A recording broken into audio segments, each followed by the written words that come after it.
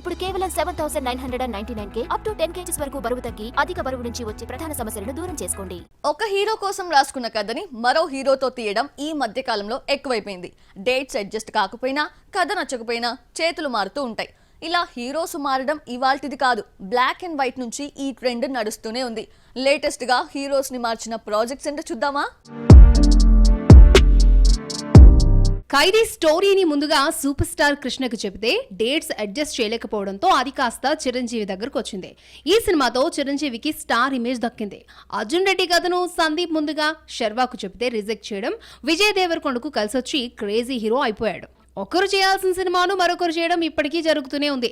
Jersey వంటి award winning movie తీసిన గౌతమ్ తిన్ననూరి రామ్ చరణ్ తో సినిమాను కమిట్ అయ్యాడు. స్టోరీ లైన్ నచ్చడంతో చెర్రీ కూడా గ్రీన్ సిగ్నల్ ఇచ్చాడు. అయితే ఫుల్ స్క్రిప్ట్ తో హీరోని సాటిస్ఫై చేయలేకపోయాడు దర్శకుడు.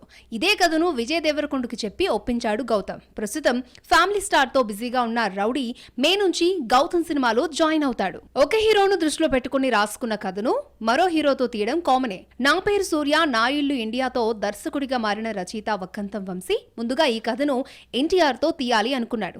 ఎన్టీఆర్ కు నచ్చక డైరెక్టర్ ను చాలా కాలం వెయిటింగ్ లో పెట్టాడు. చివరికి విసిగిపోయిన వంశీ ఇదే స్టోరీతో బన్నీ నొప్పిస్తే సినిమా ఫ్లాప్ అయింది.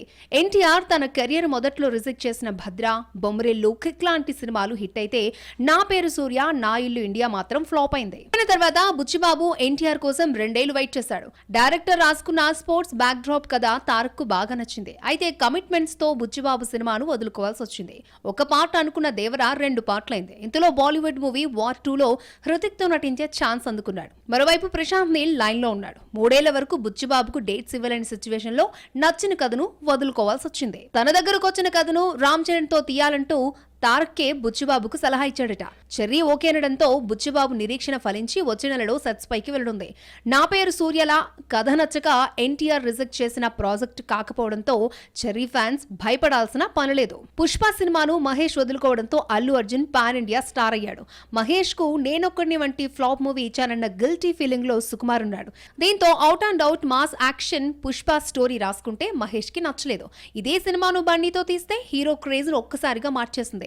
ఇలా ఒక్కోసారి ఒక హీరో వదిలేసిన కథ ఫ్లాప్ అయితే రిజెక్ట్ చేసి మంచి పని చేశాడు అంటారు. అదే హిట్ అయితే అనవసరంగా మిస్ చేసుకున్నాడంటూ కామెంట్ చేస్తారు.